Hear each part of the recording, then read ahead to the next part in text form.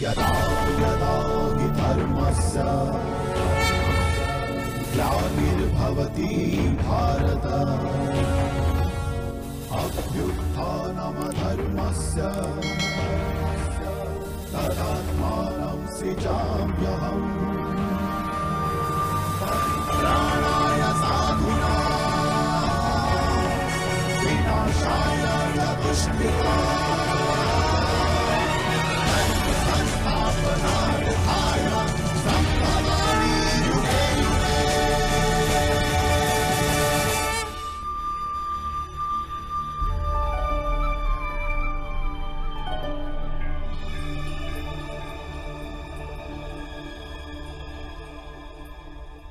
কি দেখবে পার্থ? পক্ষীর চক্ষু বিদ্ধ করার সময় যার বৃক্ষের শাখা অবধি দৃষ্টিগোচর হয় না, সে আজ এই সময় সমগ্র রণভূমিকে কেন দেখতে চাইছে?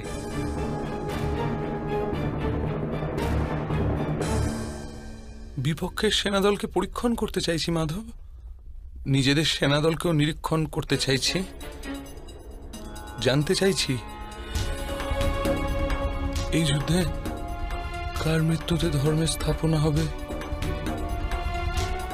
আর কাদের মৃত্যুতে ধর্মের অনুভব।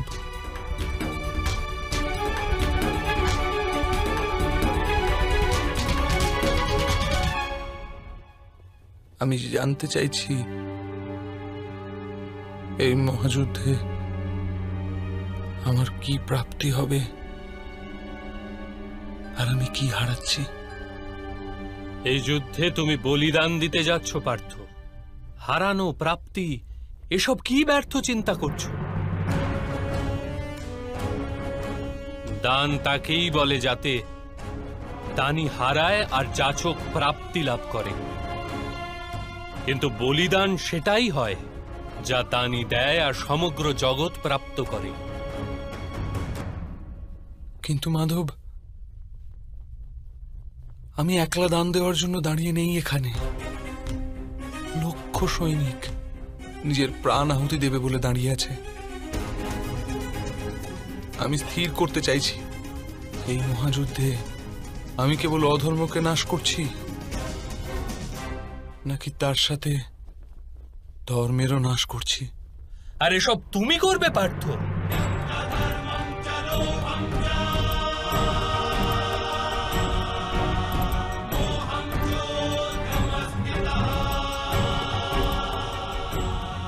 নির্মাণ আর বিনাশের শক্তি আছে তোমার কাছে?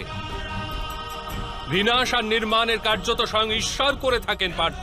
তুমি তো কেবল এক আজ্ঞাবাহী মাত্র। তবে কেন এই সব উত্তরদায়িত্ব নিজের মস্তকে নিয়ে অহংকার বৃদ্ধি করছো? আমি তোমাকে বলেছিলাম পার্থ, যে ব্যক্তি এটা জেনে ফেলে যে সে স্বয়ং কিছুই করছে না, তারই হস্তে কোনো মহত্বের কার্য সাধিত হয়।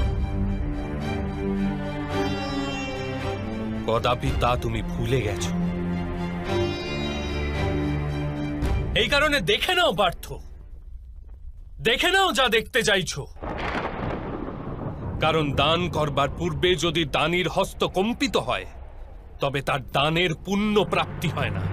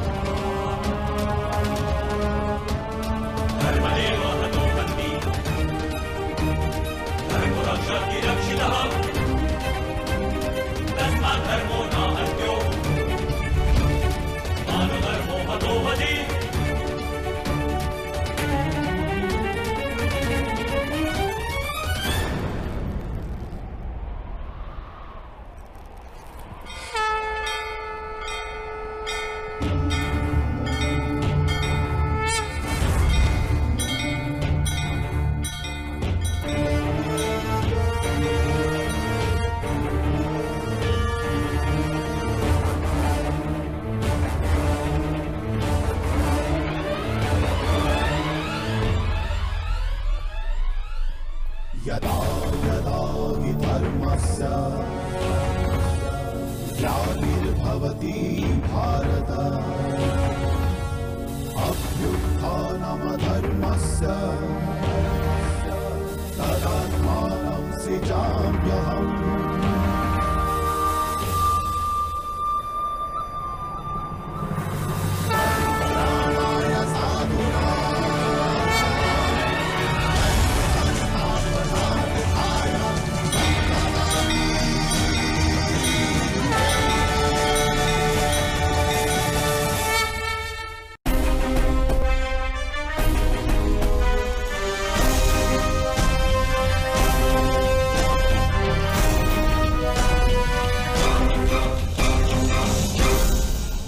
এখানে যুবরাজ দুর্যোধন দণ্ডায়মান।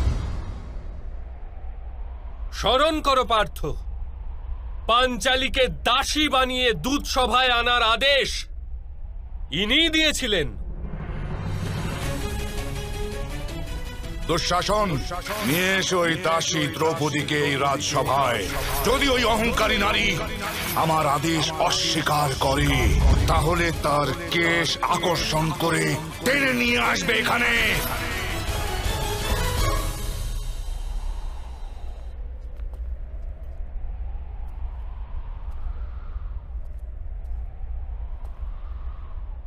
এখানে দেখো পার্থ, ইনিই হলেন তোমার মামাশ্রী শকুনি।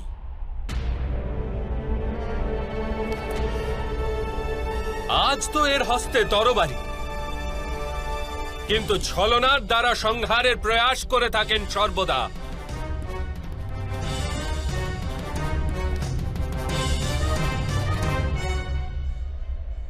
স্মরণ করো কি রূপে ইনি বারানাবর্তে তোমাদের ও তোমাদের মাতাকে ভস্ম করার প্রপঞ্চ রচনা করেছিলেন। বারানাবতের ভবনে তোমাদের 5 জন শত্রু একত্রিত হবে। সেই ভবনেই তোমার যুবরাজ সুযোগ্য হবে।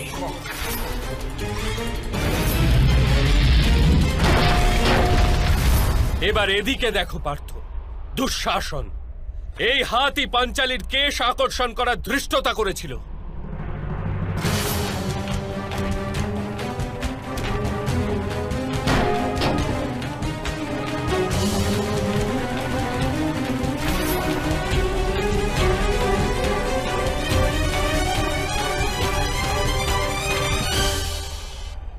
মহামহিম আর গুরু দ্রোণকে দেখো, মৌন হয়ে পাঞ্চালীর অপমান দেখেছিলেন।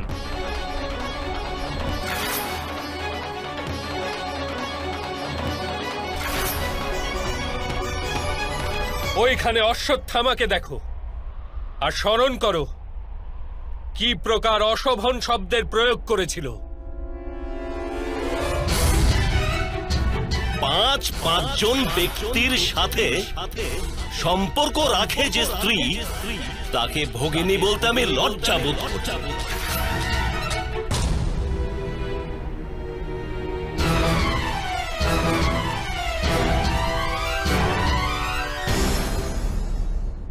এখনো কি তোমার হৃদয়ে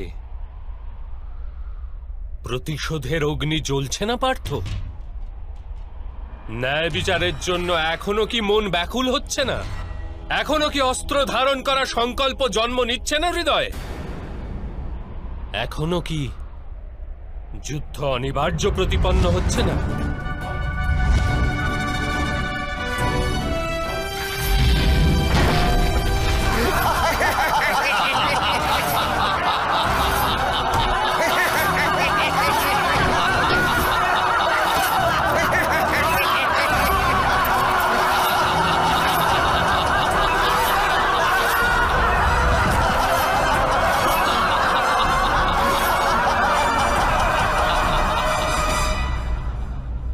মাধব, এই যুদ্ধ হওয়া অনিবার্য।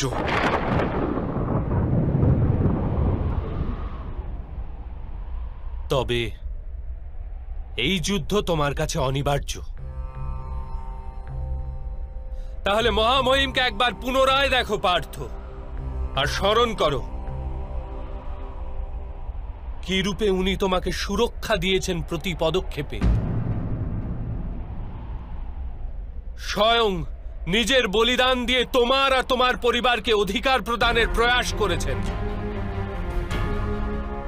যতকাল তুমি রাজা হয়ে হস্তিনাপুরের সিংহাসনে বিরাজমান থাকবে, আমি প্রতি মুহূর্ত বাঁচব তোমায় রক্ষণ করতে। কিন্তু আজ পাণ্ডু পুত্রদেরও সুখ লাভ করার একটা সুযোগ দাও।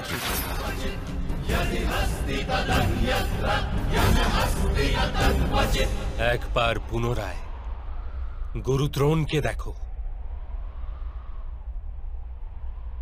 আর স্মরণ করো কতটা গর্ব আর স্নেহের সাথে উনি তোমাকে নিজের পরম জ্ঞান প্রদান করেছিলেন। তুমি বিশ্বের শ্রেষ্ঠ ধনুর্বীর হবে, আমি তোমাকে বিশ্বের শ্রেষ্ঠ ধনুর্বীর করে তুলব, কথা দিলাম পুত্র। তোমাকে বিশ্বের সর্বশ্রেষ্ঠ ধনুর্ধারী তৈরি করার জন্য উনি নিজের মস্তকে পাপের বোঝা নিয়েছিলেন। স্মরণ করো পার্থ।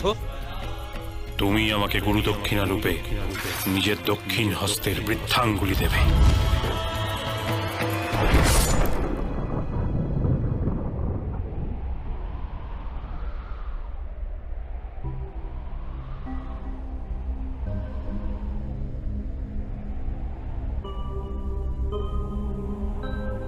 এবার ওদিকে বিকর্ণকেও দেখো। একমাত্র সেই ছিল যে দূত সভায় বিরোধ করা সাহস করেছিল। যুদ্ধে যদি কোনো রাজা হারেন তাহলে তাকে অস্ত্র ত্যাগ করতেই হয়, কিন্তু কোনো স্ত্রীকে এরূপ নির্বস্ত্র করা যায় না। যোদ্ধার নিরস্ত্র হওয়া আর স্ত্রীর নির্বস্ত্র হওয়ার মধ্যে প্রভেদ আছে জ্যেষ্ঠ। দ্রুপদ কুমারী কুরু বংশের কুলবধূ, এটা সত্য। এরা সবাই কি বধ করার যোগ্য পার্থ?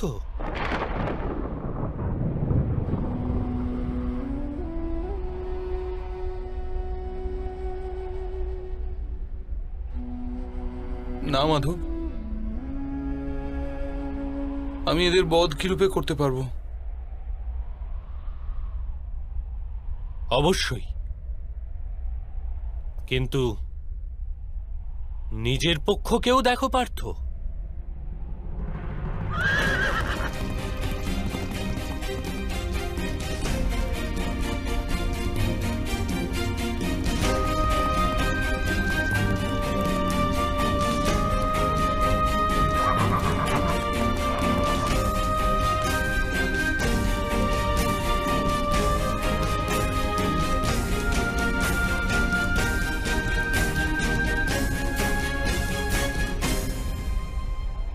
এবার নিজের পক্ষকেও দেখো পার্থ।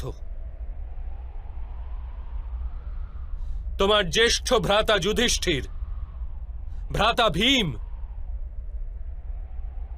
তোমার অনুজদেরও দেখো, তোমার সন্তানদের, তোমার ভ্রাতুষ্পুত্রদের দেখো। এদের মধ্যে অনেকেরই মৃত্যু ঘটবে এই যুদ্ধে।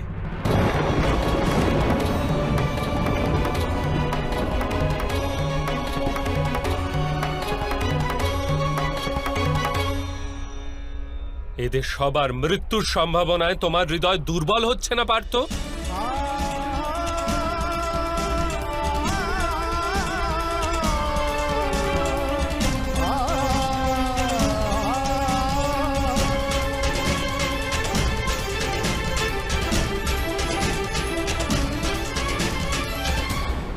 এবার এও বিচার করো যে ভ্রাতা দুর্যোধনের কি দোষ? যদি তার রাজ্যের লালসা থাকে, ওর মাতা প্রথমে গর্ভবতী হয়েছিলেন, এ তো সত্য। দুঃশাসন পাঞ্চালীর বস্ত্র হরণ করে অপরাধ করেছিল। যদি সেটা অপরাধ হয়, তাহলে তুমিও তো নিজের জ্যেষ্ঠ ভ্রাতার আদেশ মান্য করে নিজের পত্নীর অপমান হতে দিয়েছ। সেটা কি অপরাধ নয়? মহামহিম নিজের প্রতিজ্ঞাকে অধিক মহত্বপূর্ণ গণ্য করেছিল আর নিজের কুলবধূর লজ্জাকে কম মাহাত্ম্যের বলে জেনেছিল। সেটা কি অধর্ম নয়? আর তোমার জ্যেষ্ঠ ভ্রাতা যুধিষ্ঠির নিজের বহন করা ধর্ম পালন করার জন্য দূত সভায় অংশগ্রহণ করেছিল। সেটা কি অধর্ম ছিল না?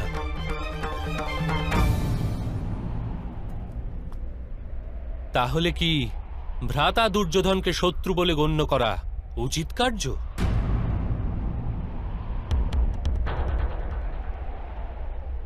তোমার পক্ষে কি ধর্ম তুমি দেখতে পাচ্ছ পার্থ?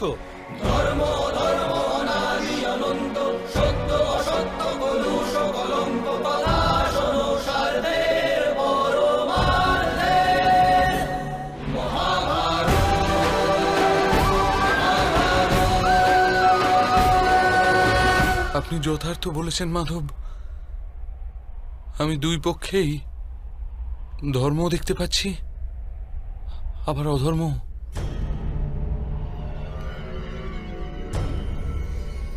অর্থাৎ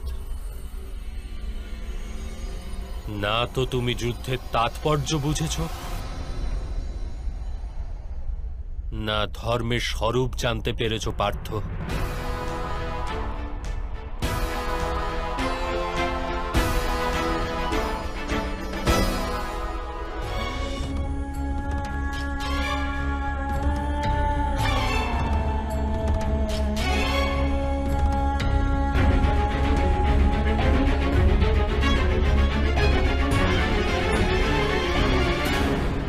আমার মতিচ্ছন্ন হয়েছে মাধব।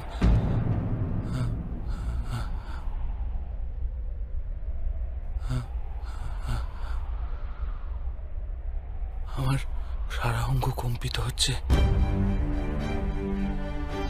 আমার হস্তে অস্ত্র ধারণের শক্তি নেই। আমার গান্ডীব আমার হাত থেকে পিছলে যাচ্ছে মাধব।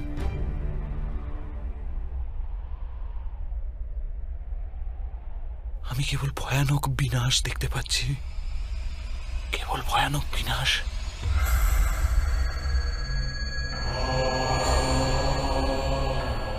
কেন? কি হেতু মাধব? কি হেতু? অপমানের পীড়া, অন্যায়ের চিন্তা, অথবা প্রতিশোধের সংকল্প।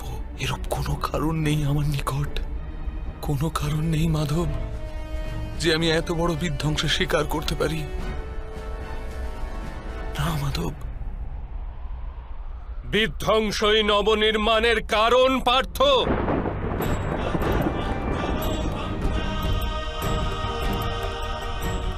উদ্ভিদের একটি শাখা কর্তন করলে আরেকটি শাখার জন্ম হয়।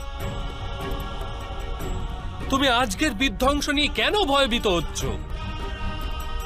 কাল পুনঃ নবনির্মাণ হবে এই সত্য কি জানো না?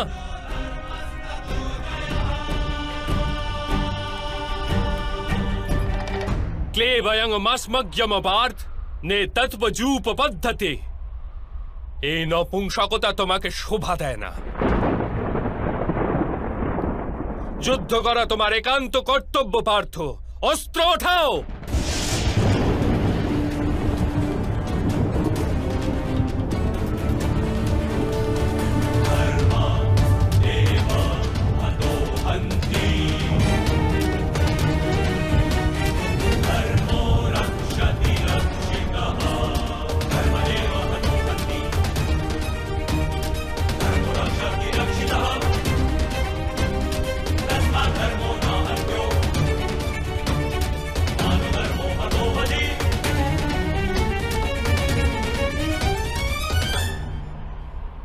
কি প্রকারে অস্ত্র ওঠাবো মাধব?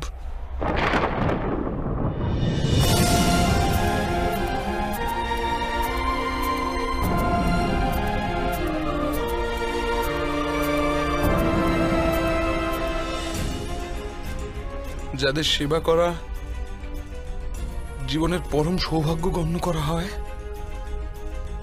সেখানে এমন পিতামহ গুরু দ্রোণ, মামাশ্রী আর জ্যেষ্ঠ ভ্রাতাদের সম্মুখে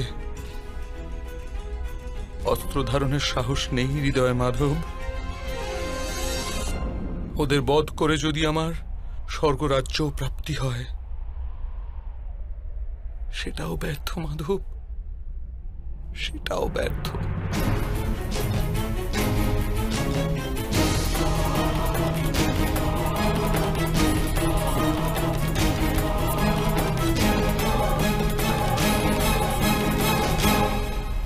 মাধব, মানুষ বাঁচে নিজের ভবিষ্যতের জন্য। আমি এই সৈনিকদেরও দেখি মাধব, এই লক্ষ সৈনিকদের দেখি যখন, তখন ভাবি যুদ্ধের পশ্চাতে লক্ষ স্ত্রীলোক বিধবা হবে, লক্ষ শিশু অনাথ হবে। কাল যখন সমাজের নিয়ম ভঙ্গ হবে, তখন পরম্পরা শিক্ষণ দেওয়ার কেউ থাকবে না, বেদের জ্ঞান লুপ্ত হয়ে যাবে মাধব, কুরুকুল নষ্ট হয়ে যাবে, আর্যাবর্তের সুরক্ষা নষ্ট হয়ে যাবে, সব নষ্ট হয়ে যাবে মাধব, সব নষ্ট হয়ে যাবে।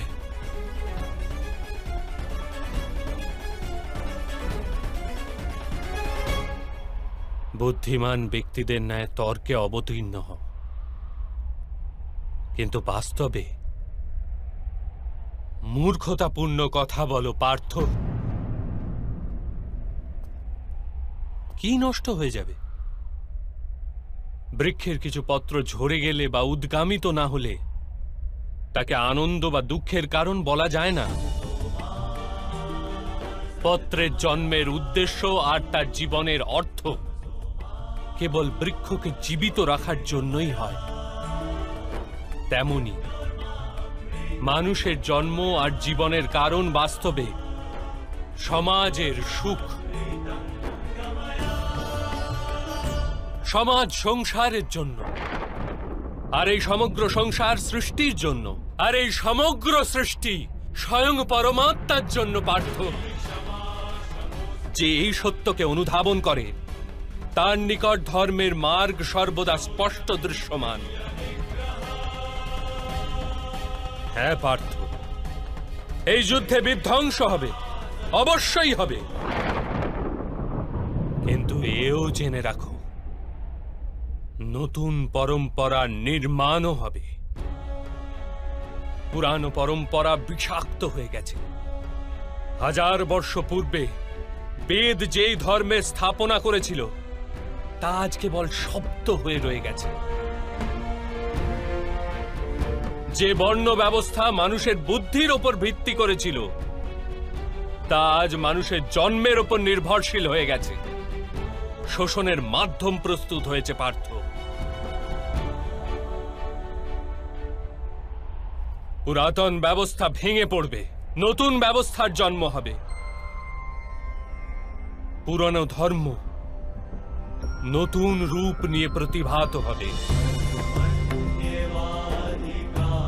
যে প্রকার বর্ষা ঋতুর পূর্বে মেঘে আবৃত আকাশ ময়লা দেখায় আর ধুলায় ঢাকা মৃত্তিকাও ময়লা দেখায়, সেই প্রকার স্থিতি আজ। আর বর্ষার পশ্চাতে আকাশ আর পৃথিবী ধৌত হয়ে স্বচ্ছ হয়ে যায়, ঠিক সেই রূপ এই যুদ্ধের পশ্চাতে সমাজ আর সংসার ধৌত হয়ে স্বচ্ছ হয়ে যাবে পার্থ।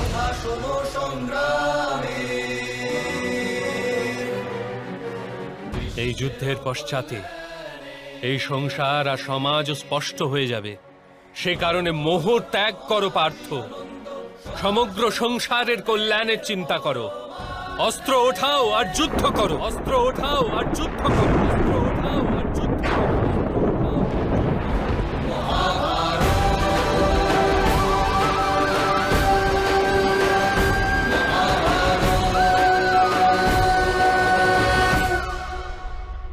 আমি আপনার কথা শুনতে পাচ্ছি মাধব, কিন্তু তার অর্থ আমার হৃদয় পর্যন্ত পৌঁছচ্ছে না। আমার মন মোহ দ্বারা ঘিরে আছে। কি প্রকারে নিজের ধর্মকে দর্শন করব? আমার মন আত্মীয়দের চিন্তায় ডুবে আছে। কি প্রকারে সমগ্র সংসারের চিন্তা করব? মাধব, আপনি বলেছিলেন আপনি আমার রথকে সঠিক দিশায় নিয়ে যাবেন।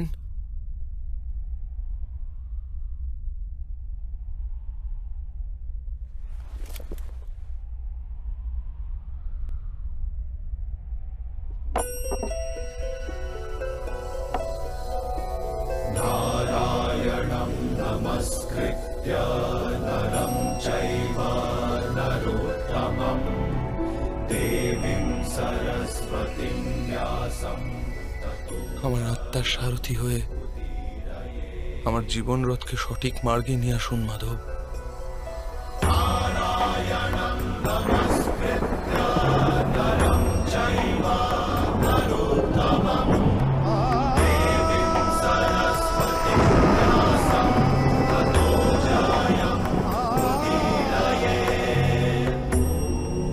কি জানতে পারলে আমি আমার দুর্বলতা ত্যাগ করতে পারবো মাধব?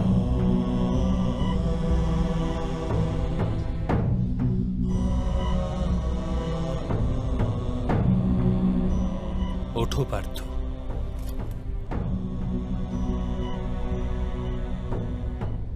শোনো পার্থ, জীবনের রহস্য জানো, সংসারের বাস্তবিক রূপকে অনুধাবন করো। গঙ্গার প্রবাহকে মুষ্টিবদ্ধ করে গ্রহণ করলে কিছুই প্রাপ্ত হয় না, কিন্তু সেই হস্তকে অঞ্জলি করে গঙ্গার প্রবাহে নিমজ্জিত করলে গঙ্গা জল মুখ পর্যন্ত পৌঁছতে পারে।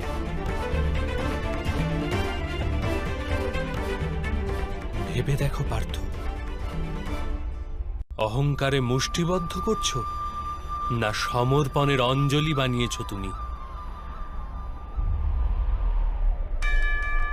এই জ্ঞানকে গ্রহণ করতে পারবে?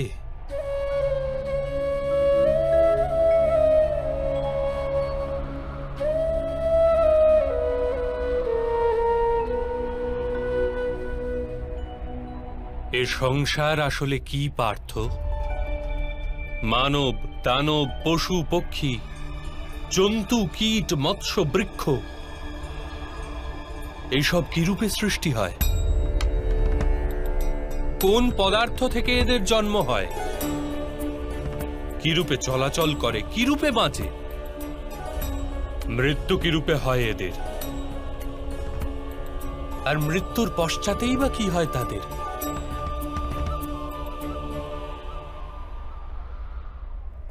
এই রহস্যকে চিন্তা করো পার্থ। মানুষের দেহ মৃত্তিকায় তৈরি হয়েছে মাধব। জল তার মধ্যে রক্ত হয়ে প্রবাহিত হয়, অগ্নি দেহকে তাপমাত্রা দেয়, আর দেহের বাকি অংশে আকাশ প্রকট হয়, অর্থাৎ ধরিত্রী, বায়ু, জল, অগ্নি আর আকাশ, এই পঞ্চমহাভূতেই শরীরের নির্মাণ হয়। অর্থাৎ মহামহিম গুরুদ্রোণ পৃথিবী, জল, বায়ু, অগ্নি আর আকাশ অপেক্ষা অধিক কিছুই নন। ধর্মজ্ঞানী ও পঞ্চভূতের মিশ্রণ, আর অধর্মী ব্যক্তিও। তুমি কার মোহ করছো পার্থ? মৃত্তিকার? কিন্তু মাধব, এই মৃত্তিকার দেহ দ্বারাই তো মানুষ একে অপরের পরিচয় পায়। সব সম্পর্ক এই মৃত্তিকার দেহ দ্বারাই তো তৈরি হয়। না পার্থ, যদি এটাই সত্য হতো তবে মৃত্যুর পশ্চাতে দেহকে নষ্ট করা হয় কেন? বাস্তবে না মানুষের পরিচয় দেহের সাথে যুক্ত থাকে, আর না তো সম্পর্কের ভিত্তি তার দেহের সাথে থাকে। মানুষের স্বভাব, তার আচরণ আর তার কার্যই তার পরিচয়। এই স্বভাব, আচরণ আর কার্য কি রূপে তৈরি হয় তাকে বোঝো পার্থ।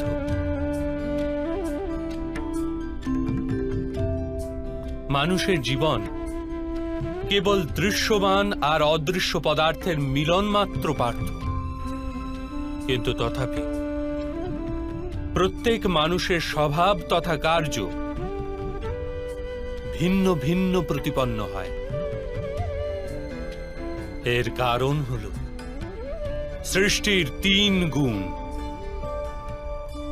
তম, রজ আর সত্য। তা কি রূপে মাধব? তম শব্দের অর্থ অন্ধকার। ভালো মন্দের বিচার ব্যতীত জীবন নির্বাহ করাকে তামসিক আচরণ বলা হয়ে থাকে। যেরূপে পশু পক্ষী বেঁচে থাকে কেবল নিজের শারীরিক ইচ্ছাকে পূর্ণ করার জন্য। সত্য শব্দের অর্থ জ্ঞানের প্রকাশ। যখন ব্যক্তি প্রতিটি পরিস্থিতিতে ধর্মের, সত্যের আর পরম্পরার বিচার করে ব্যবহার করে থাকে তখন তাকে সাত্ত্বিক জীবন বলা হয়। এই দুইয়ের অন্তঃস্থলেও এক প্রকার ব্যক্তি থাকে যার নিকট জ্ঞান তো আছে কিন্তু শরীর আর মনের বাসনার সাথে আবদ্ধও রয়েছে। এরূপ ব্যক্তি রজগুণ অর্থাৎ অহংকার পূর্ণ মন নিয়ে বেঁচে থাকে। তম, রজ অথবা সত্যগুণের অধিক অথবা স্বল্প মাত্রার মেলবন্ধনে মানুষের স্বভাব তৈরি হয়।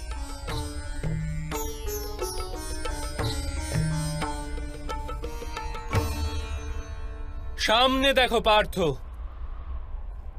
এদের সবার মধ্যে তুমি কোন গুণ দেখতে পাচ্ছ?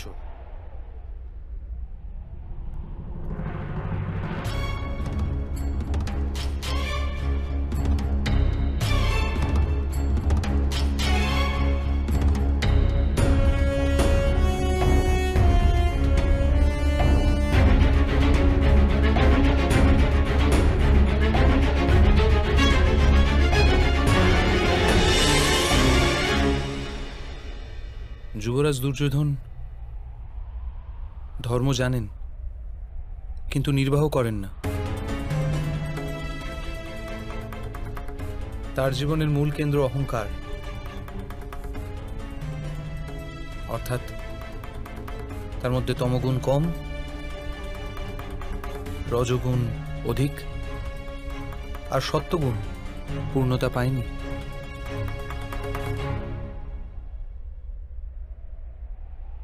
আর এদিকে রাজকুমার দুঃশাসন, উনি সর্বদাই নিজের জ্যেষ্ঠ ভ্রাতার আদেশ পালন করেছেন নির্বিচারে, অর্থাৎ এর মধ্যে কেবল তমগুণ। মহামহিমকেও দেখো পার্থ, সত্যর সাথে তমর মিলন। অহংকার নেই এনার,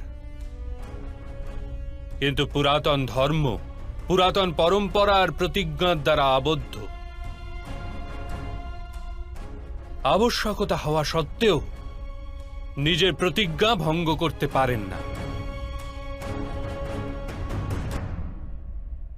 কুরুদ্রোণকে দেখো, জ্ঞান আর অহংকার দুইই আছে।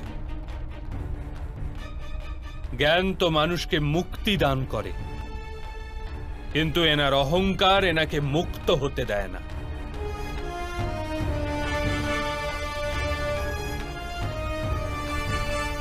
কিন্তু মাধব, যদি যদি মানুষের স্বভাব এই ত্রিগুণের মিলন হয়, তাহলে মানুষের স্বভাব প্রথম থেকেই নির্ধারিত থাকে। সিংহ হরিণকে ভক্ষণ করবেই, আর হরিণ সিংহ দ্বারা ভীতিগ্রস্ত হবে। তাহলে ধর্মের প্রশংসা কিসের? আর অপরাধের দণ্ডই বা কেন? কি তাৎপর্য এর?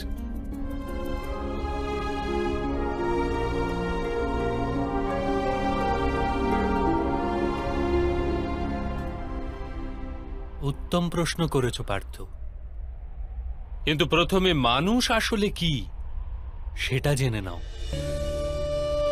মানুষ কেবল পঞ্চমহাভূত নয়, পঞ্চ পদার্থও নয়, পঞ্চ জ্ঞানেন্দ্রিয়, পঞ্চ কর্মেন্দ্রিয় তথা 3 গুণ, এরূপ 23টি বস্তুর মিশ্রণও নয়। মানুষের চলাফেরা তথা কার্য করার হেতু শক্তির আবশ্যকতা হয়ে থাকে, আর শক্তিকে চেতনা বলা হয়। তাহলে মাধব, মানুষ কি শুধুই চেতনা? না পার্থ, মানুষের চেতনার সাথে ওই 23টি বস্তুর সংমিশ্রণের নাম প্রকৃতি। 24টি বস্তুতে প্রস্তুত মানুষ নামক যন্ত্রে বসবাস করে পুরুষ, অর্থাৎ পরমাত্মার অংশ। তাকেই আত্মা বলা হয়। যখন প্রকৃতি আর পুরুষের মেল বন্ধন হয়, অর্থাৎ যখন পরমাত্মার অংশ আত্মা হয়ে দেহে বসবাস করে, তখন মানুষ জীবিত হয়। এই আত্মা কি মাধব? আর একে জানার কি উপায়? মানুষ যে রূপে রথের ব্যবহার করে, সে রূপেই আত্মা শরীর নামক এই যন্ত্রের ব্যবহার করে। শরীরের মাধ্যমে শরীরের সুখ দুঃখ উপভোগ করে। কিন্তু আত্মা শরীর নয় পার্থ। শরীরের বিনাশ করা সম্ভব, কিন্তু আত্মাকে বিনাশ করা যায় না। নৈনং ছিন্দন্তি শস্ত্রাণি নৈনং দাহতি পাবকা ন চৈনং ক্লেদয়ন তাপো ন শোষ্যতি মারুত। আত্মা না অস্ত্র দ্বারা ছেদ করা যায়, না অগ্নি তাকে ভস্ম করতে পারে, না জল তাকে দুর্বল করতে পারে, না বায়ু তাকে শুষ্ক করতে পারে। আত্মা শরীরে অবস্থান করেও অমর। না হন্যতে হন্যমানে শরীরে। পার্থ, শরীরের হত্যা করা সম্ভব, কিন্তু আত্মার হত্যা কখনোই করা যায় না। আত্মা তো সর্বব্যাপী, অচল সে, দৃঢ় সে, সনাতন সে। পুরাতন বস্ত্র ত্যাগ করে মানুষ যেরূপ নতুন বস্ত্র ধারণ করে, সেরূপ আত্মা পুরাতন শরীর ত্যাগ করে বারবার নতুন শরীর ধারণ করে। কিন্তু মাধব, আমি তো জগৎকে অনুভব নিজের শরীরের মাধ্যমেই করে থাকি। নিজের শরীরকে না জেনে আমি আত্মার রূপ কি রূপে জানব? স্বয়ং নিজেকে আত্মার রূপে জানা অসম্ভব নয় পার্থ। অন্ধ বাঁচে, মূকও বাঁচে, যার কাছে হস্তপদ নেই তারাও জীবন ধারণ করে। সুতরাং একথা স্পষ্ট যে কেবলমাত্র শরীরই মানুষ নয়।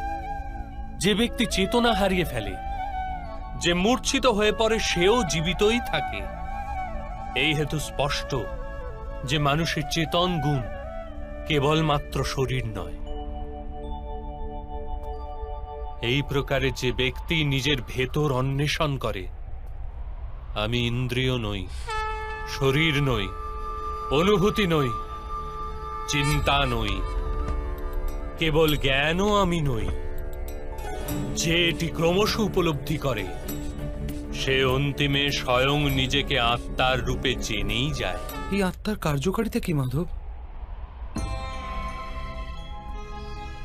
যখন পরম ব্রহ্মের বিভাজন হলো, পুরুষ তথা প্রকৃতি সৃষ্টি হলো, তখন পুরুষ অর্থাৎ পরমাত্মার অংশ আত্মার রূপ ধারণ করে প্রকৃতির প্রত্যেক বস্তুতে বসবাস করলেন। সেই আত্মাকে মোহ তথা অন্ধকার ঘিরে ধরেছিল পার্থ। সেই মোহনিদ্রা থেকে জাগ্রত হয়ে স্বয়ং নিজেকে পরমাত্মার অংশ হিসেবে জানাই আত্মার কর্তব্য, উদ্দেশ্য এবং জীবন কার্য। কিন্তু মাধব, যদি প্রত্যেক আত্মা পরমাত্মার অংশ হয়, তাহলে কি উন্নতি আর অধোগতি স্বয়ং পরমাত্মা করেন? যে প্রকার আবর্জনায় পতিত রত্ন চকচক করে না, সেই রূপেই প্রকৃতির 24টি পদার্থে ঘেরা আত্মারও বিস্মরণ ঘটে যে সে পরমাত্মারই অংশবিশেষ। অধিকতর আত্মা নিজের দেহকেই সবকিছু বলে গণ্য করে, স্বয়ং দেহ থেকে যে ভিন্ন সেটা জানতেই পারে না। শরীরের যে দুঃখ, সুখ, স্বাদ, গন্ধ আদির অনুভব হয় তাকেই নিজের অনুভব মেনে নেয়, আর পরিবর্তনের প্রয়াসই করে না।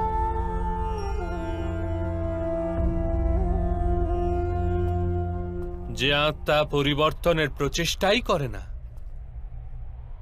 নিরন্তর অধর্ম করে চলে, তাকে জাগ্রত করার জন্য দণ্ড দেওয়া অনিবার্য।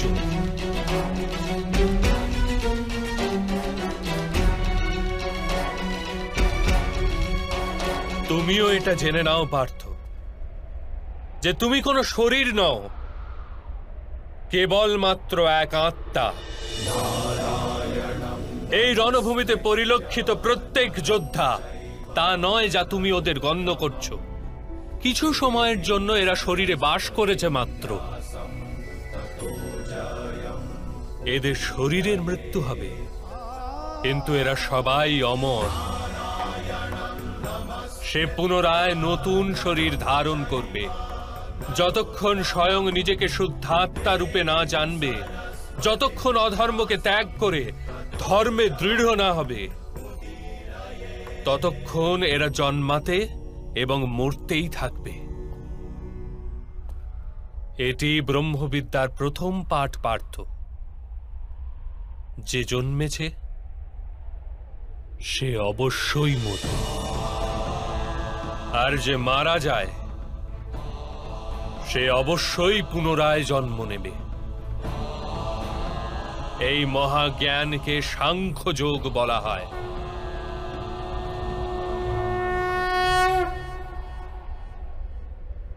তা কি রূপে মাধব? যে মার্গে গমন করে মানুষ স্বয়ংকে আত্মা রূপে দেখতে পায়, পরমাত্মার অংশ রূপে স্বয়ং নিজেকে জানতে পারে, সেই মার্গকেই ধর্ম বলে।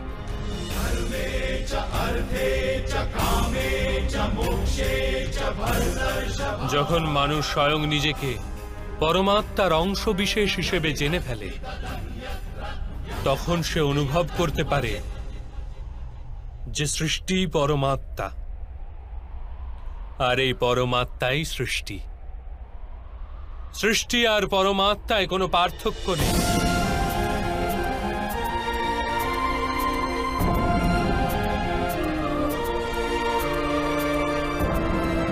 যে মানুষ এটি জানতে পারে, সে অন্য মানুষ ও প্রাণীদের প্রতি নির্দয় বা কঠোর হয় না।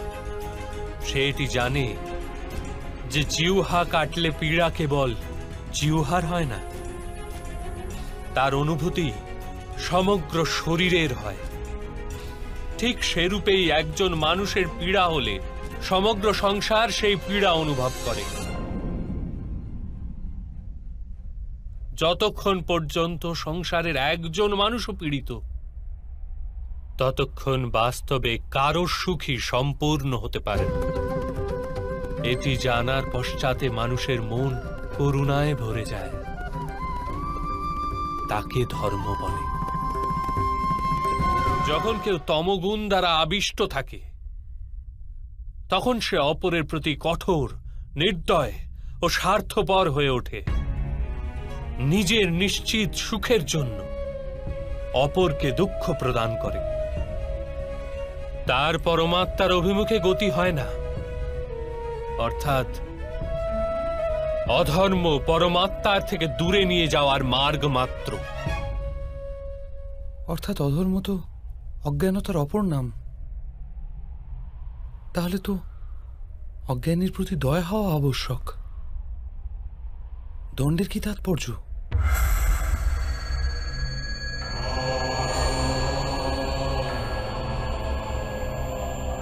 অজ্ঞানী যখন জ্ঞানের মূল্য জানার জন্য প্রস্তুত হয় না, জ্ঞানের উপর দৃষ্টিদানেও প্রস্তুত হয় না,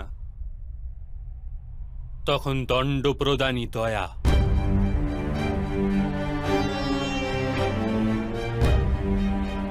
তার প্রতি এবং অপর পক্ষের প্রতিও।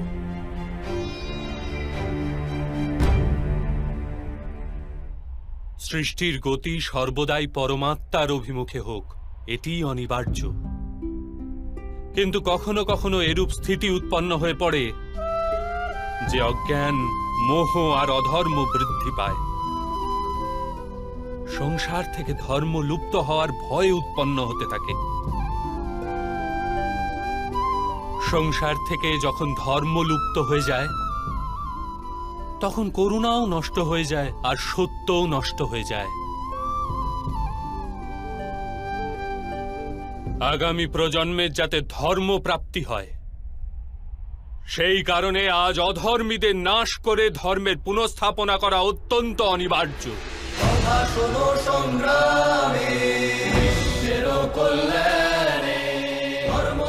আজও এইরূপ স্থিতি উপস্থিত পার্থ, আর ধর্ম স্থাপনার কর্তব্য তোমারই। এই কারণে দুর্বলতা ত্যাগ করো আর এই যুদ্ধের জন্য প্রস্তুত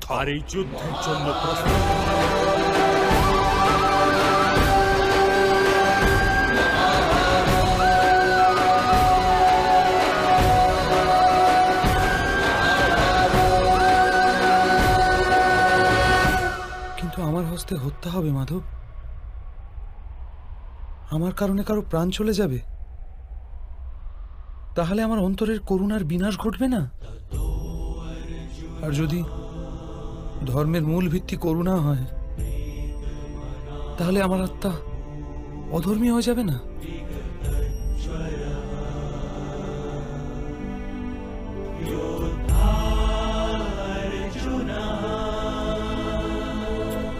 কর্মের বন্ধন অবশ্যই নির্মিত হয়, কিন্তু কার্যের বন্ধন নির্মিত হয় না পার্থ।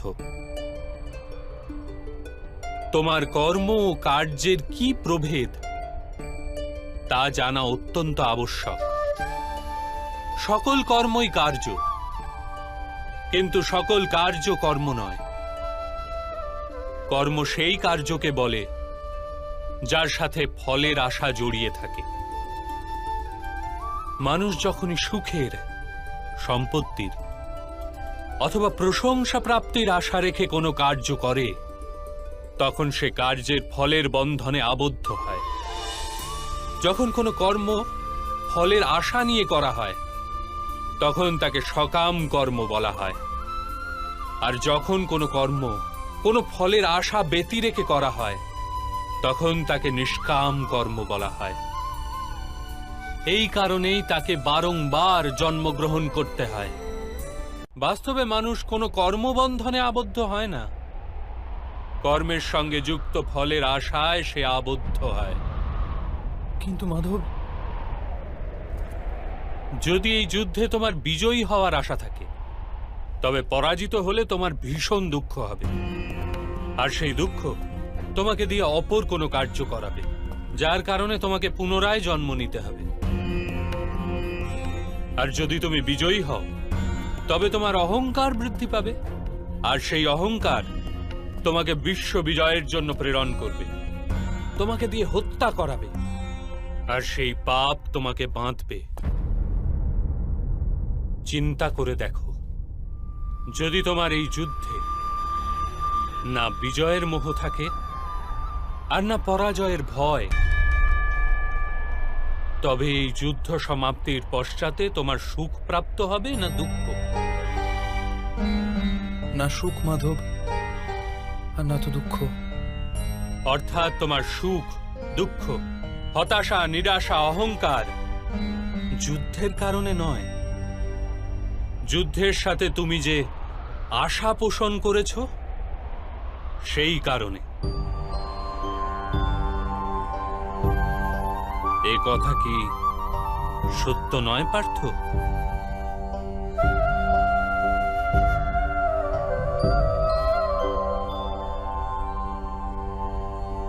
सुख दुखे समे कृत्वा लाभा लाभौ जया जयौ ততো যুদ্ধায় যুজ্যস্ব নেবং পাপ মবাপসসি।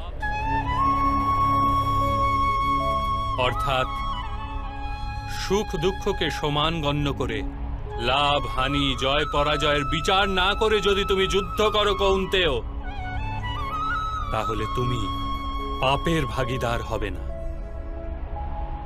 একেই কর্মযোগ বলে। যে সাংখ্য জ্ঞান প্রাপ্ত করে নেয় সে এটি জানতে পারে যে সে শরীর নয়, কেবল এক আত্মা মাত্র।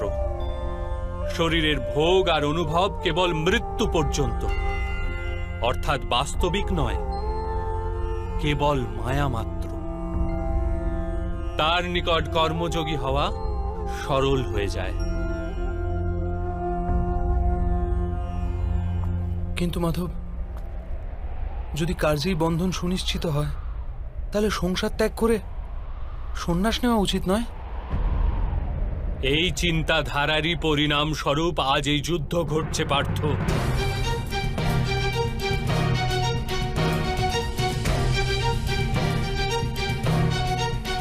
ভেবে দেখো, যখন সত্যগুণ বিশিষ্ট ধর্মজ্ঞানী ব্যক্তি কর্মকে ত্যাগ করে, তখন অধর্মের অধিকারী ব্যক্তি সংসার চালায়।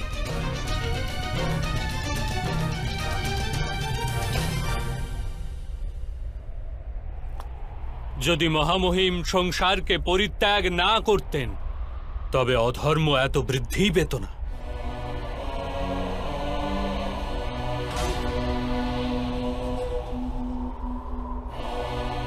আর তোমার পিতা যদি সন্ন্যাস গ্রহণ না করতেন, তবে আজ ভ্রাতা যুধিষ্ঠির সুখে রাজকার্য করতেন।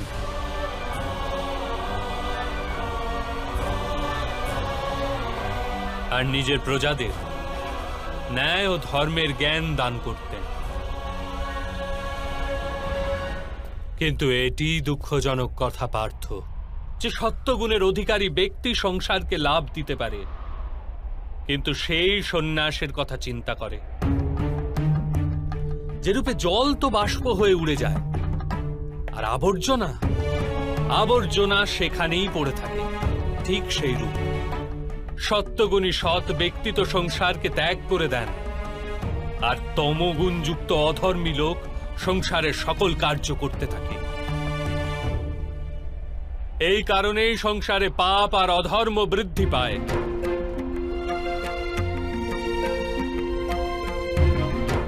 কিন্তু কর্মযোগ এই বিচিত্র পরিস্থিতিতে সমগ্র সংসারকে রক্ষা করে। কর্মযোগী ফলের আশা ত্যাগ করে, কিন্তু কর্মকে ত্যাগ করে না। সেই সংসারেই বসবাস করে সন্ন্যাসীর ন্যায়, সমস্ত কার্য করে, কিন্তু তাতে লিপ্ত হয় না। কর্মযোগী নিজের সন্তানের থেকে, স্বজনের থেকে, নিজের প্রজার থেকে কোনো আকাঙ্ক্ষা অথবা আশা রাখে না। স্বয়ং তার সন্ন্যাসের লাভ হয়, কিন্তু সমাজকে সংসারের ন্যায় লাভ প্রদান করে। মানুষ নিজের সন্তানের সুখের জন্য শ্রম করে মাধব, নিজের সন্তানের নিকট সুখের আশা করবে না। মানুষ নিজের সন্তানের জন্য যাই করে থাকে, তা কি ব্যবসা নাকি প্রেম পার্থ? প্রেম মাধব। তাহলে নিজের কার্যের প্রতি ফলের আশা কেন পার্থ? ভবিষ্যতের লাভ তো ব্যবসায় দেখা হয়, প্রেমে নয়। যে মানুষ নিজের সন্তানের চরিত্র নির্মাণ উচিত রূপে করে, সন্তানদের প্রেম ও ধর্মের সংস্কার দিয়ে থাকে, তার সন্তানেরাও তাকে প্রেম ও সুরক্ষা অবশ্যই দেয়। সন্তানদের কর্ম, স্বজনদের ব্যবহার তাদের কর্ম পার্থ। আর যখন তাদের কর্মের উপর আমাদের কোনো অধিকার থাকে না, তাহলে তাদের নিকট আশা আকাঙ্ক্ষা রাখার কি প্রয়োজন? যদি গভীরভাবে চিন্তা করো পার্থ, তবে শীঘ্রই জেনে যাবে যে জীবনে এমন কোনো কার্যই নেই যার সাথে আশা এবং আকাঙ্ক্ষা যুক্ত করা অনিবার্য। যখন সৃষ্টি পরমাত্মা আর মানুষ সেই পরমাত্মারই অংশ, তখন সমস্ত কার্য পরমাত্মাই করেন, মানুষ স্বয়ং কিচ্ছু করে না। এটি কর্মযোগের মূল সিদ্ধান্ত পার্থ।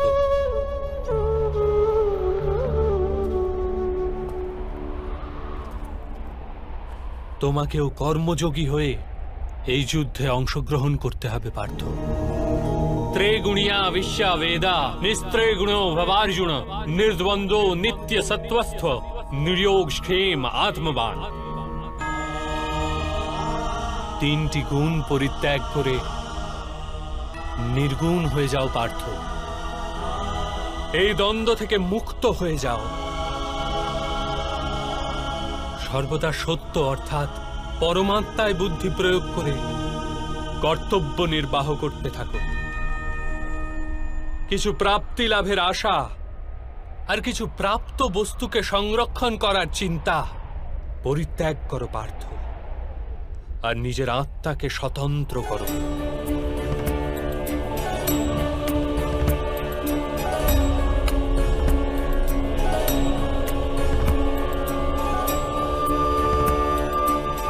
স্মরণে রেখো পার্থ, कर्मण्येवाधिकारास्ते मा फलेषु कदाचन मा कर्म फल हेतुर्भु मा ते संगौस्थ कर्मणि। তোমার অধিকার তো কেবলমাত্র কর্ম করার জন্য, ফল তো ঈশ্বরের হস্তে। এই কারণে না তো কর্ম থেকে পলায়ন করা উচিত, আর না তো কর্মফলের আশা করা উচিত।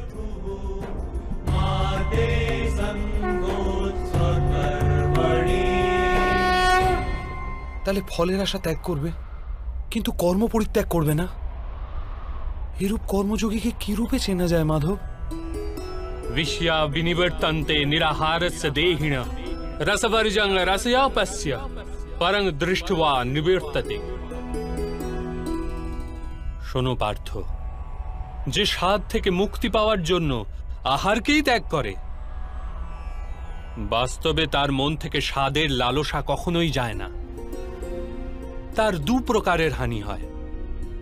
প্রথমত, সে দুর্বল হয়ে পড়ে, যার কারণে পরমাত্মাকে প্রাপ্ত করার জন্য যে প্রচেষ্টা অনিবার্য তা সে করতে সক্ষম হয় না। আর দ্বিতীয়ত, সর্বদাই তার মন স্বাদ গ্রহণের লালসায় পূর্ণ থাকে। এই হেতু আহার ত্যাগের চেয়ে উত্তম কার্য স্বাদ গ্রহণের লালসাকেই ত্যাগ করে ফেলা। কর্মযোগী নিজের মনের সমস্ত লালসাকে নিষ্কাশন করে, জীবনকে কর্তব্য গণ্য করে কার্য অবশ্যই করে, সেই কার্যে আবদ্ধ হয় না। অর্থাৎ যে ব্যক্তি নিজের কার্য থেকে আশা আর আকাঙ্ক্ষা রাখে না, তারই কার্য পূর্ণ হয়।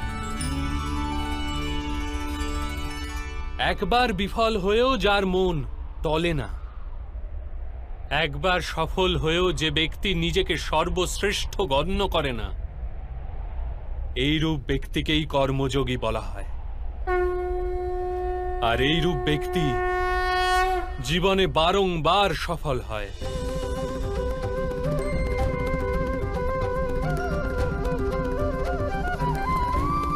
ध्यायत विषयान् पुंसः संगस्तेषु उपजायते संगात् संजायते कामो कामात् क्रोधो अभिजायते क्रोधात् भवति सम्मोहः सम्मोहात् स्मृति विभ्रमः स्मृति भृंशात् बुद्धिनाशो बुद्धिनाशात् प्रणश्यति।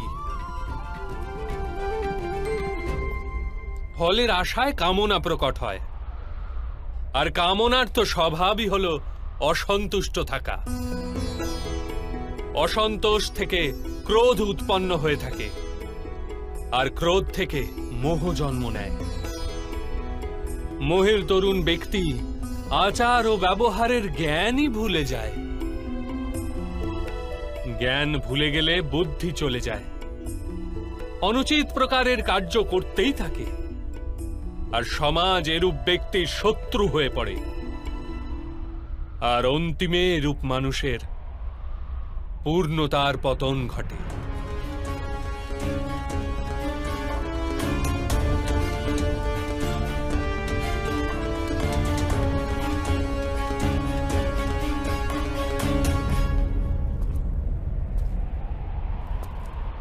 যেরূপ ভ্রাতা দুর্যোধন, তার সেনাপতি মহামহিমী তার শত্রু, আর উনি তোমাকে বিজয়ের আশীর্বাদ দিয়েছেন।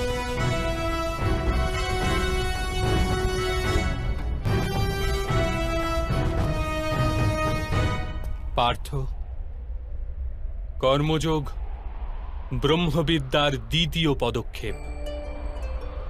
পরমাত্মায় নিজের বুদ্ধি স্থির করো, স্বয়ংকে আত্মা রূপে চেনো, মিথ্যা বন্ধন থেকে মুক্ত হয়ে যাও, আর ফলের আশা পরিত্যাগ করে কেবল কর্ম করতে থাকো। নিজের বুদ্ধিকে পরমাত্মায় স্থির করে কর্মযোগী হওয়ার মার্গ কিরূপ মাধব? পার্থ, সাংখ্যযোগের কারণে মানুষ পরমাত্মাকে নিরন্তর স্মরণ করতে থাকে। পরমাত্মাকে স্মরণ করার ফলে মানুষের হৃদয়ে সমর্পণের ভাব উৎপন্ন হয়, আর সেই ভাবকে ভক্তি বলা হয়। ভক্তি থেকে মানুষের সত্য অসত্য জ্ঞান প্রাপ্ত হয়ে থাকে। সেই জ্ঞান থেকে তার পরমাত্মার দর্শন প্রাপ্তি হয়, আর যার পরমাত্মার দর্শন প্রাপ্তি হয় সেই বাস্তবে কর্মযোগী হয়ে ওঠে, আর জন্মে শৃঙ্খল থেকে মুক্ত হয়ে মোক্ষ লাভ করে। সকল আত্মারই অন্তিম লক্ষ্য সেটি, আর ধর্মের অন্তিম পদক্ষেপও সেটি। কিন্তু আমি পরমাত্মাকে দর্শন ব্যতীত সমর্পণ কি প্রকারে করতে পারবো মাধব? পরমাত্মার দর্শন করার হেতু নিজের চক্ষুর ওপর বাঁধা লালসা, অহংকার, ক্রোধ আর পূর্বাগ্রহের আবরণকে সরিয়ে ফেলতে হয়। অন্ধকার গৃহে উপবিষ্ট মানুষ যদি বলে সে সূর্যের দর্শন করবে, তবে তাকে কি বলবে? এই কথাই তো বলবে, কক্ষ থেকে বাইরে এসো আর মুক্ত আকাশের নিচে দাঁড়াও, সূর্য তো সর্বদাই উপস্থিত আছে। ঠিক সেই রকম পার্থ, এই সৃষ্টি পরমাত্মা, পরমাত্মাই সবকিছু। পরমাত্মা ব্যতীত কিছুই নেই। যে নিজের আত্মাকে দর্শন করে ফেলে সেই পরমাত্মাকে দর্শন করতে পারে। যেরূপ লবণের একটি কণার স্বাদ সমগ্র সাগরের স্বাদ থেকে ভিন্ন হয় না, ঠিক সেরূপ নিজের আত্মদর্শন পরমাত্মা দর্শনের থেকে ভিন্ন হয় না।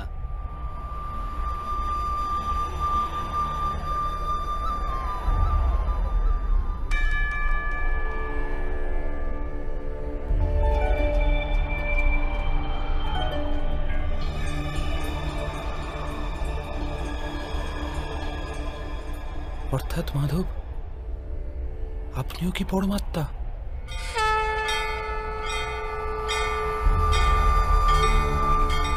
হ্যাঁ পার্থ, আমি পরমাত্মা। যেরূপ তুমিও পরমাত্মা, কেবল তুমি এখনো জাগ্রত হওনি, আর আমি এটি জেনে ফেলেছি। ধর্মস্য তদাত্মানং সৃজাম্যহম। তাহলে মাধব, আপনার প্রতি সমর্পণ ঈশ্বরের প্রতি সমর্পণ কেন হয় না? অবশ্যই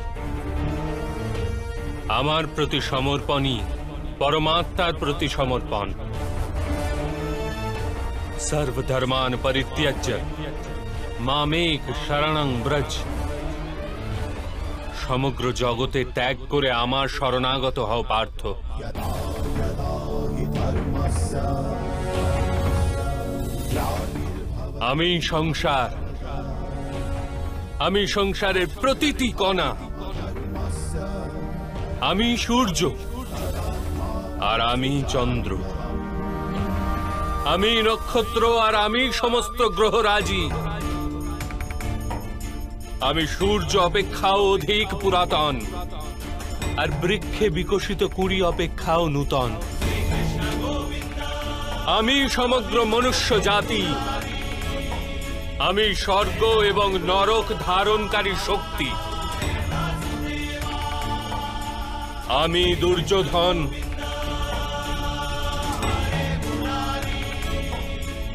আর আমি অর্জুন। সেটা কি রূপে সম্ভব মাধব? আপনার জন্ম তো অনেকে তাদের জীবদ্দশায় দেখেছে। আপনার মাতাও এখনো জীবিত, যার গর্ভ থেকে আপনি জন্মেছেন। আপনি চিরন্তন আর অবিনশ্বর কি রূপে হতে পারেন? তুমি কেবল শরীর দেখছো, আর আমি আত্মার কথা বলছি।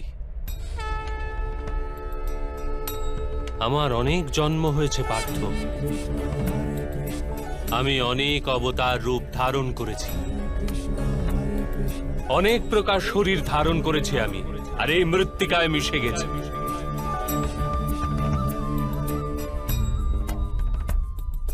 আর আগামীতেও আমি বারংবার জন্ম নেব।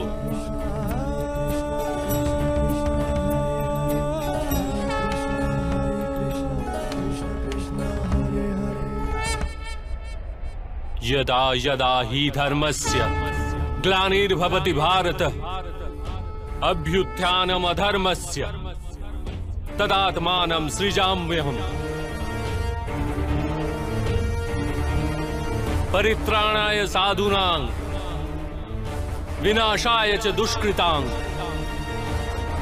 धर्म संस्थापनार्थाय संभवामि युगे युगे।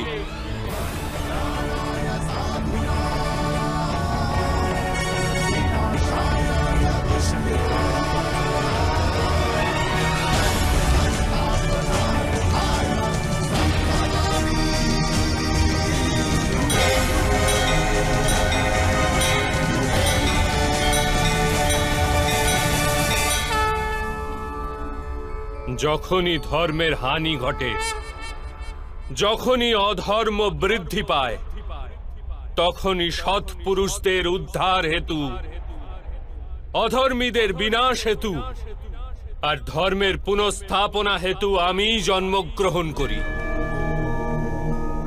এ প্রত্যেক যুগে হয়ে আসছে, আর আগামীতেও এই রূপই হবে। আমি অবিনশ্বর পরমাত্মা, আমি মৎস্য অবতার, আর আমি বামন অবতার। আমি পরশুরাম, আর আমি রামচন্দ্র ছিলাম।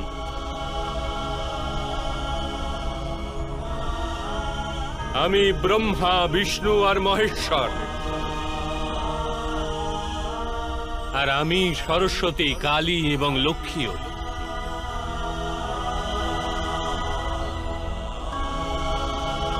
আমি না পুরুষ, না স্ত্রী, আর না নপুংসক। আমি না শরীর, না শরীরের অংশ।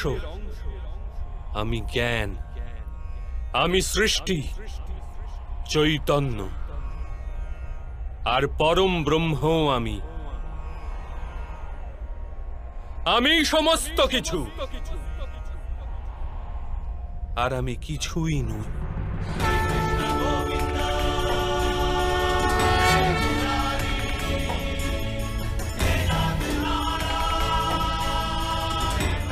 এরূপ প্রত্যেক যুগে ঘটেছে, আর আগামীতেও এই রূপই ঘটতে থাকবে।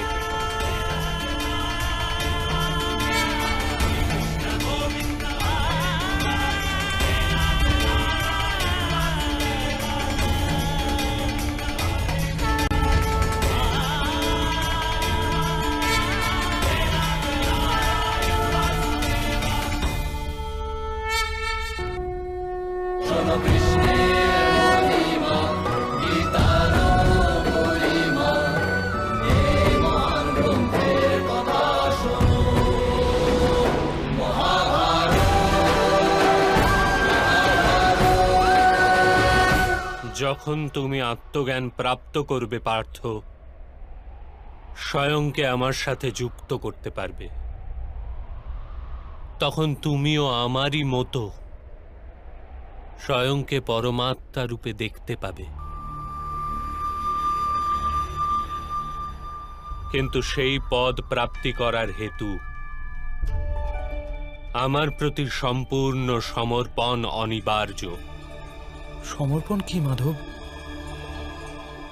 সমর্পণ মনের এরূপ স্থিতির নাম যখন মানুষ নিজের সমস্ত সংকল্প ত্যাগ করে দেয়, স্বয়ংয়ের জন্য কোনো রূপ সিদ্ধান্ত অথবা প্রতিজ্ঞা করে না। যে প্রকারের কার্য তাকে প্রদান করা হয় সেই প্রকারের কার্যই করে যায়।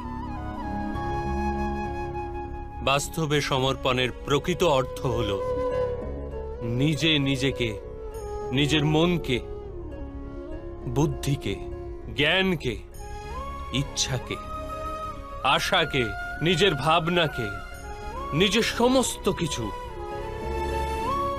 কাউকে অর্পণ করে দেওয়া। আর এরূপ সমর্পণকেই ভক্তি বলা হয়।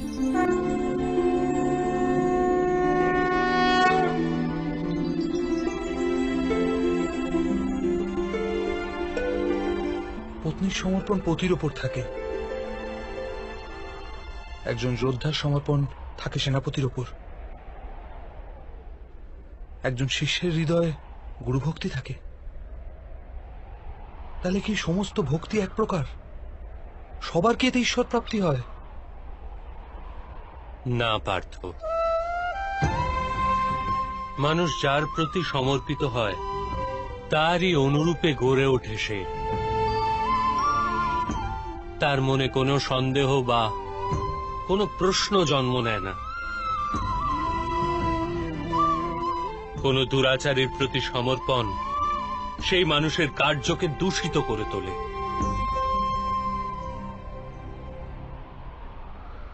অঙ্গরাজ কর্ণ ধর্ম সম্বন্ধে জ্ঞাত হওয়া সত্ত্বেও দূত সভায় পাঞ্চালীর প্রতি অপশব্দ প্রয়োগ করেছিল।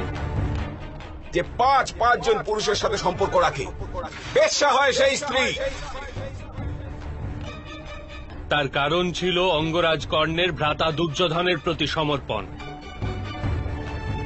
এই যুদ্ধে তার যে দণ্ডপ্রাপ্তি হবে তা কেবল জন্ম বা জাতির জন্য নয়, শুধুমাত্র এক দুরাচারের প্রতি সমর্পণের জন্য তার দণ্ডপ্রাপ্তি হবে। সেই কারণে হে ধনঞ্জয়, সমর্পণ উত্তমের প্রতি হওয়া আবশ্যক। তাতেই মানুষ উত্তম গড়ে ওঠে। লৌহ মাল্য দ্বারা অপরাধীকে বাঁধা হয়, পিতলের মাল্য দ্বারা মন্দিরের প্রদীপকে বাঁধা হয়ে থাকে, কিন্তু স্বর্ণ মাল্যকে আভূষণ রূপে গলায় ধারণ করা হয়। পতিভক্তি, স্বামী ভক্তি, মিত্র ভক্তি, এরূপ অনেক প্রকার ভক্তি হয়ে থাকে পার্থ, কিন্তু সর্বাপেক্ষা শ্রেষ্ঠ ভক্তি তো পরমাত্মার প্রতি ভক্তিই হয়।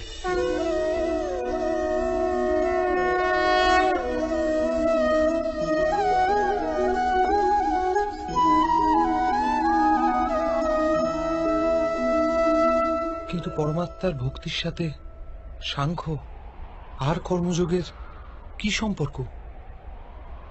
সাংখ্যযোগের কারণে মানুষ স্বয়ংকে আত্মার রূপে জানতে পারে। কর্মযোগের দ্বারা সে জীবনের বন্ধন থেকে মুক্ত হয়ে যায়। আর ভক্তির কারণে মানুষের পরমাত্মার বাস্তবিক রূপের জ্ঞান লাভ হয়। পরমাত্মার জ্ঞান দ্বারা মানুষ জন্ম মৃত্যু চক্র থেকে মুক্ত হয়ে সচ্চিদানন্দ স্বরূপকে প্রাপ্ত করে। পরমাত্মায় বিলীন হয়ে স্বয়ং পরমাত্মা হয়ে যায়। যেরূপ জলের ক্ষুদ্র এক বিন্দু যখন সাগরে মেশে তখন স্বয়ং সাগর হয়ে যায়। অর্থাৎ এই শরীরের কোনো মাহাত্ম্যই নেই মাধব। অবশ্যই মাহাত্ম্য আছে পার্থ। শরীরের মাধ্যমেই তো মানুষের সাথে পরমাত্মার সাক্ষাৎকার ঘটে। মৃত্যু আর নতুন জন্মের অন্তর্বর্তী সময় আত্মার জ্ঞান বৃদ্ধিপ্রাপ্ত হতে পারে না। এই জন্মে প্রাপ্ত অনুভব, জ্ঞান, বিচার আর অভ্যাসকে নিয়ে আত্মা নূতন শরীর ধারণ করে। আত্মার উন্নতি আর অবনতি শরীরে থেকেই হওয়া সম্ভব।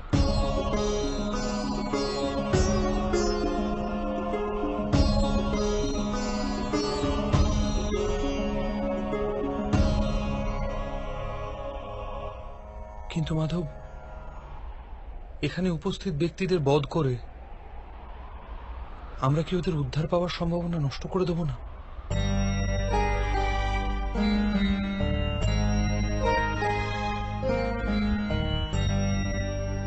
তোমার শত্রুগণ ধর্মের মর্যাদা অতিক্রম করেছে পার্থ। অধর্মই তাদের স্বভাবে পরিণত হয়েছে।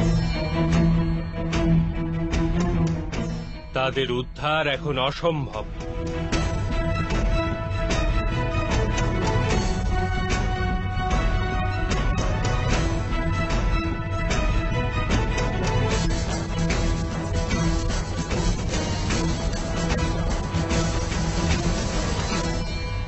অপরাধীদের একটি নির্দিষ্ট সীমা অবধি অপরাধের সুযোগ দেওয়া যেতে পারে।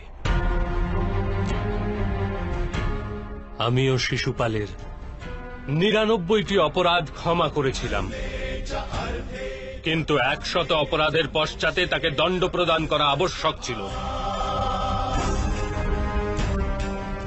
অপরাধীকে যদি অপরাধ করতে দেওয়া হয় তবে তাতে তার অধিক থেকে অধিকতর পতন ঘটে।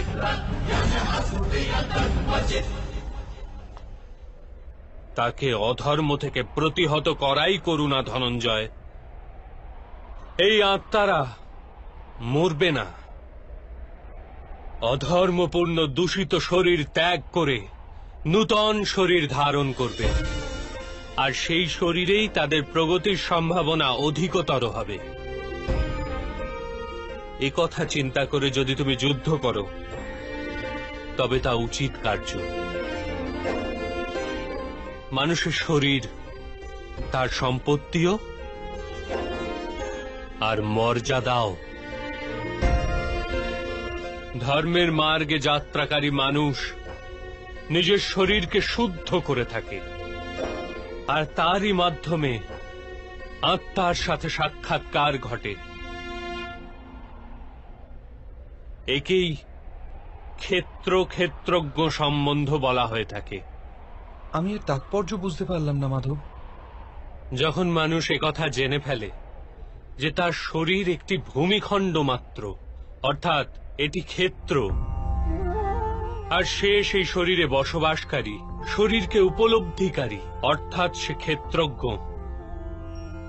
তখন সে শরীরের মাধ্যমে নিজের উন্নতির স্বাদ পেয়ে থাকে। আত্মা শরীরে থেকে ৩টি গুণের ভারসাম্য রক্ষা করে। তমগুণকে হ্রাস করে সত্যগুণকে বৃদ্ধির উপায় করে, আর ঈশ্বরের প্রতি ভক্তি রেখে পরমাত্মার সাথে এক হয়ে যায়। ভক্তি কি রূপে করা হয় মাধব? তবে কি সমর্পণই ভক্তি নয়? না পার্থ, সমর্পণ তো ভক্তির প্রথম পদক্ষেপ। বাস্তবে ভক্তি কোনো কার্যের নাম নয়, কেবল এক মানসিক স্থিতির নাম। আবশ্যিকতা আছে যে মানুষ জপ তপ, যাগ যজ্ঞ, সংযম, নিয়ম, যোগ আর শ্রদ্ধার মাধ্যমে নিজের অন্তরকে শুদ্ধ করে এবং পরমাত্মার প্রতি সমর্পিত থাকে। মানুষ নিজের সমস্ত কার্য, সমগ্র কার্যের ফল, নিজের জীবনের প্রত্যেকটি শ্বাস পরমাত্মাকে সমর্পণ করতে থাকে।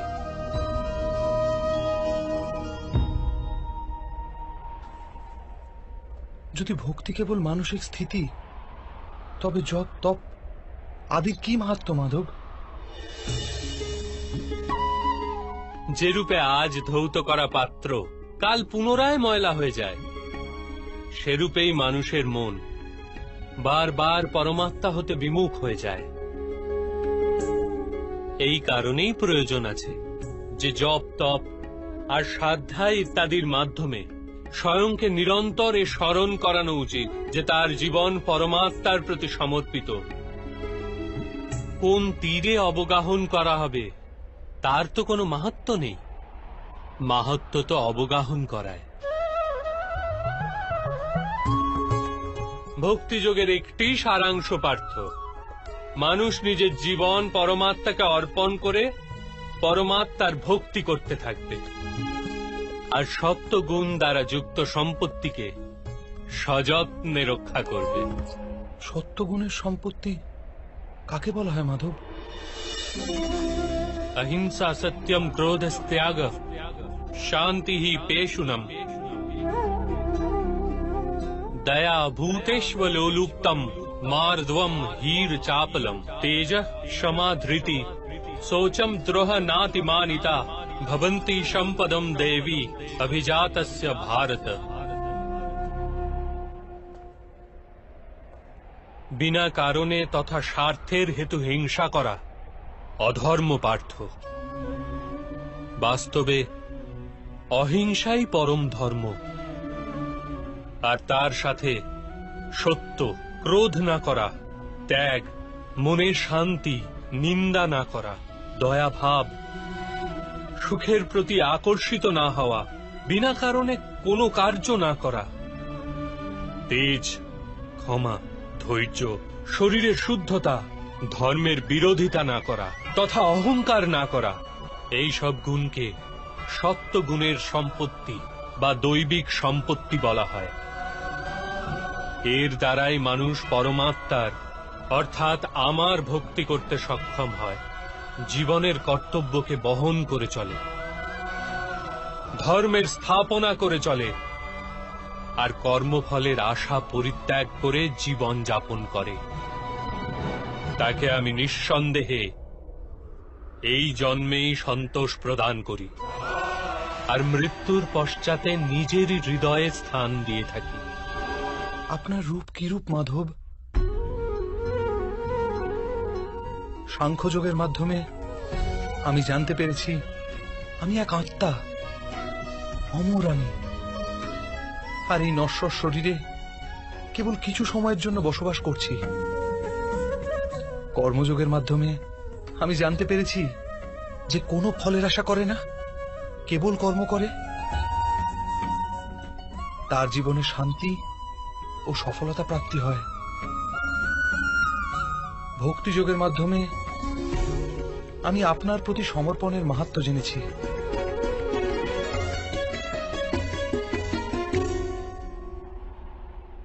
কিন্তু মাধব, আপনিই বলেছিলেন এখানে প্রতিটি স্থানে মানুষ নয়, কেবল পরমাত্মা আছে।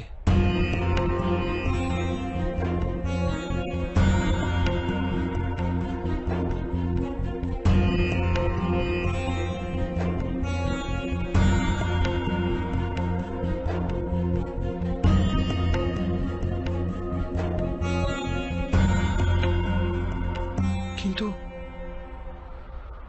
এখনো আমি এখানে মানুষ দর্শন করছি, কেবল মানুষ মাধব।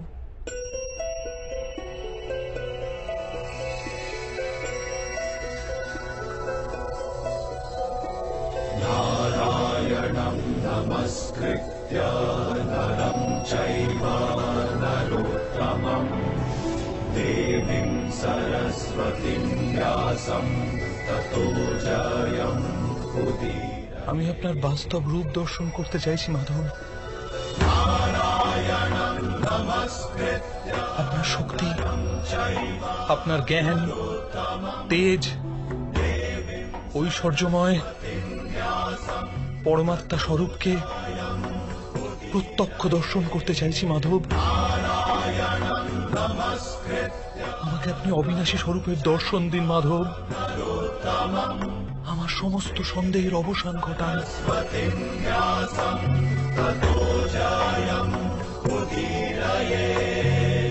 আমাকে দর্শন দিন মাধব।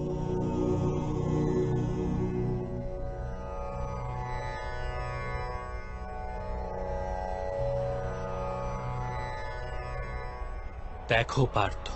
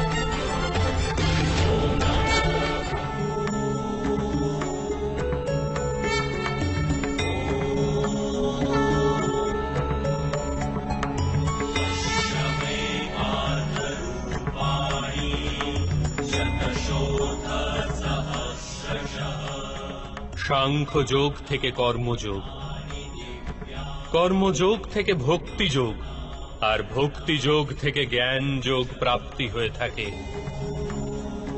আমার বিশ্বরূপ দর্শন করাই বাস্তবিক জ্ঞানার্জন অর্জুন।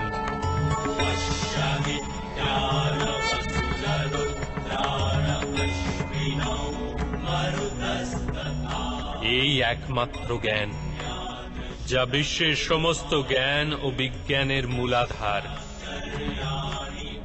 এই জ্ঞানই মুক্তি প্রদান করে। দেবতাদেরও যে দর্শন সহজভাবে প্রাপ্ত হয় না, এরূপ বাস্তবিক রূপ আমি তোমাকে দর্শন করাচ্ছি অর্জুন।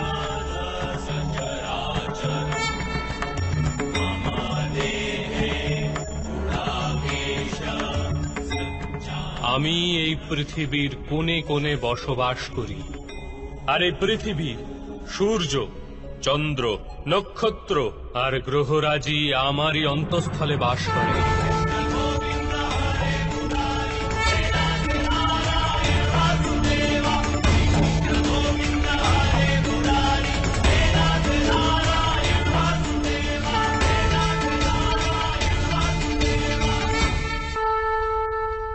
আমি সত্য, আমি সম্পূর্ণ, আমি জীব, আর আমি শিব।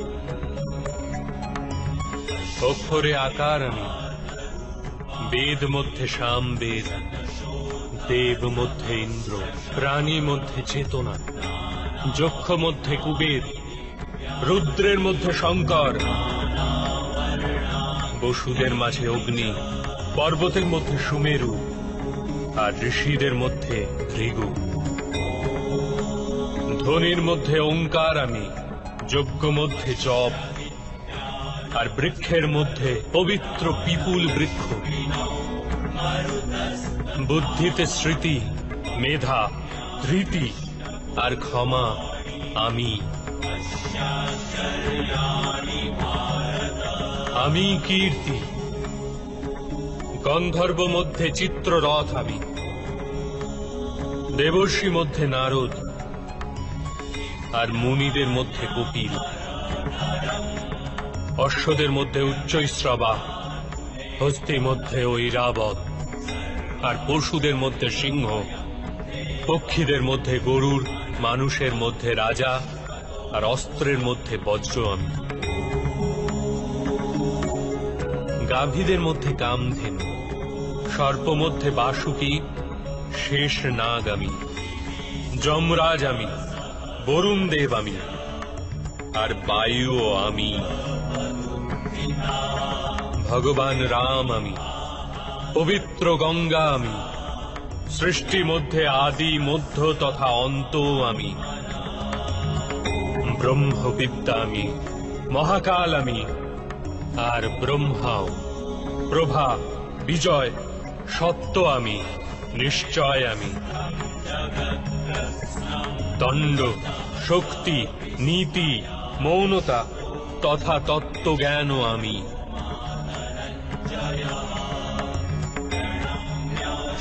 বাসুদেব আমি, অর্জুন আমি, বেদ ব্যাস আমি।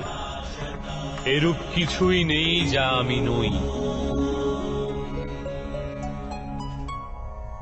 এরূপ কোন স্থল নেই যেখানে আমি নেই।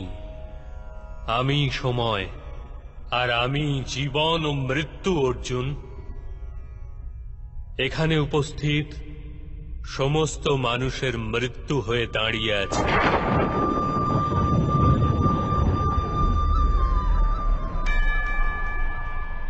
তুমি যদি অস্ত্র নাও ধারণ করো, তথাপি আমি এদের সবাইকে বধ করব। এই হেতু মোহকে ত্যাগ করো, আর নিজের কর্তব্যকে দেখো। ধর্মের ভার ওঠাও, গান্ডীব ধারণ করে স্বর সন্ধান করো। যুদ্ধ করো অর্জুন, যুদ্ধ করো।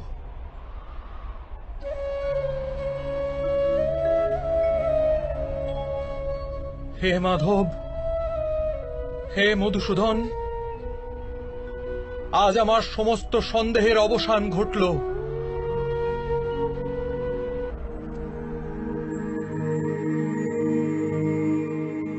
ব্যর্থ চিন্তা জীবনে, ব্যর্থ যে মৃত্যু ভয়, আত্মাকে না স্পর্শ স্পর্শ করে অস্ত্র অগ্নি জরা সময়।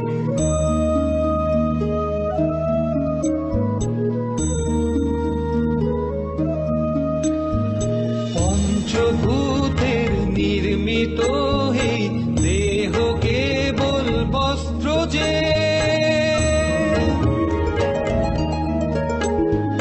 পঞ্চভূতের নির্মিত এই দেহ কেবল বস্ত্র যে, আত্মারই সঠিক ঠিকানা বাস্তবে অন্যত্র যে।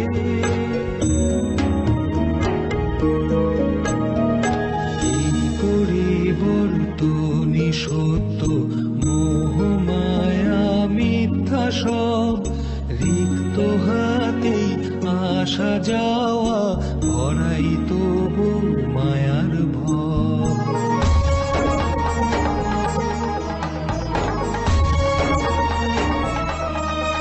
সৃষ্টিতে ঈশ্বরের বিকাশ, তারে বাধার বৃথা জল্পনা। কালের নিয়ম মন্দ ভালো সবই তার পরিকল্পনা। সকল শঙ্কা হোক দুরস্ত, কর্মে মতি হোক অটল। শ্রীচরণে হৃদয় শোকি, ধর্ম হোক মোর মনোবল। ব্যর্থ চিন্তায় জীবনের ব্যর্থ যে মৃত্যু ভয়, আত্মাকে না স্পর্শ করে অস্ত্র অগ্নি জরা সময়।